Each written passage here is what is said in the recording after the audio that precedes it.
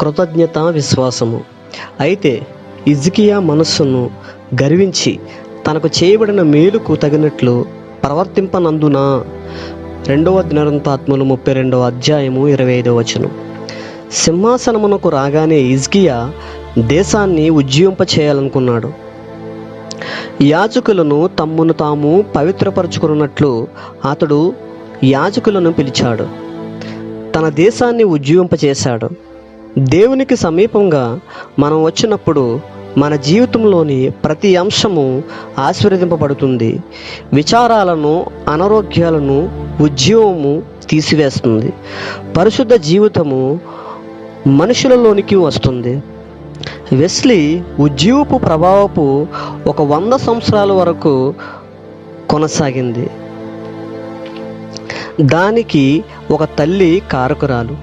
ఆమె ఒక ప్రార్థనాపరురాలైన క్రైస్తవ స్త్రీ. ఒకసారి హిజ్కియా వ్యాధిగ్రస్తుడయ్యాడు.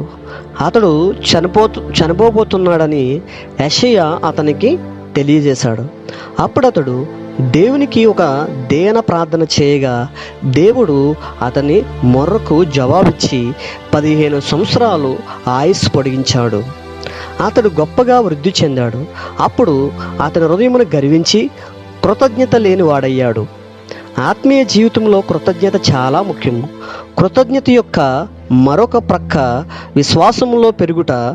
దేవుని కనికరములను జ్ఞాపకము చేసుకుని ఆయనను స్తుతిస్తే మనము విశ్వాసములో ఎదుగుతాము. హిజ్కియా గర్విష్ఠుడైనాడు. అప్పుడు దేవుని ఉగ్రత అతని పైకి వచ్చింది. అతడు దేవుని గొప్ప మహాకార్యాలు చూశాడు. ఒకసారి సూర్యుడు 12 డిగ్రీలు వెనకకు వెళ్ళేటట్లు చేసి గొప్ప సూచనను దేవుడు అతనికి ఇచ్చాడు. ఆ తర్వాత బబులోను రాజు తన కుమారుని హిజ్కియాను దర్శించుటకు అక్కడ జరిగిన గొప్ప సంగతుల కొరకు అతనిని పొగడమని పంపాడు. హిజ్కియా వెంటనే ఉప్పొంగిపోయి తనకు కలిగి ఉన్న ఆస్తినంతయు సందర్శకులకు చూపెట్టినాడు.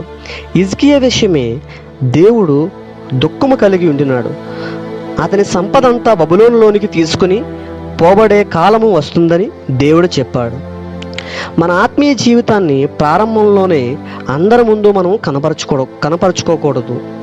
ఆత్మీయ విలువలు లేని వారితో మన ప్రశస్త ఆత్మీయ అనుభవాలను మనము చెప్పకూడదు. హిజ్కియా చేసిన తప్పుకు అతడు శిక్షింపబడాలి.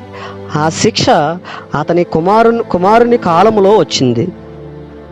మనకు కృతజ్ఞత ఉంటే మనము దీనులమవుతాము. నీ ఆరోగ్యము, నీ కొరకు కొంచెము భోజనము తీసుకొనుట, నీకు గల సామర్థ్యము కొరకు, పరిగెత్తగల సామర్థ్యము కొరకు, ప్రశాంతమైన నిద్రపోవుటకు నీకు గల సామర్థ్యము కొరకు నీవు కృతజ్ఞతుడివై ఉన్నావా? ఆత్మీయ సహవాసము సన్నిహితం కొరకు నీవు కృతజ్ఞతుడివేనా?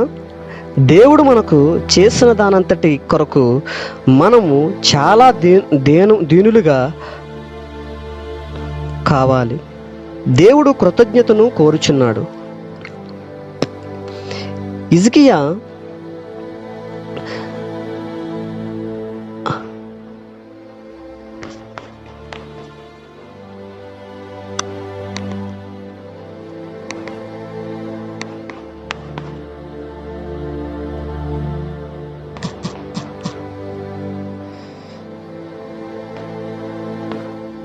ప్రియులారా, గమనించండి, ప్రతి వారి జీవితంలో కృతజ్ఞత, విశ్వాసము రెండూ ఉండాలి.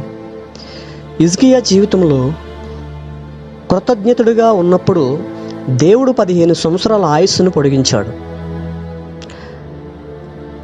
ప్రియులారా, గమనించండి,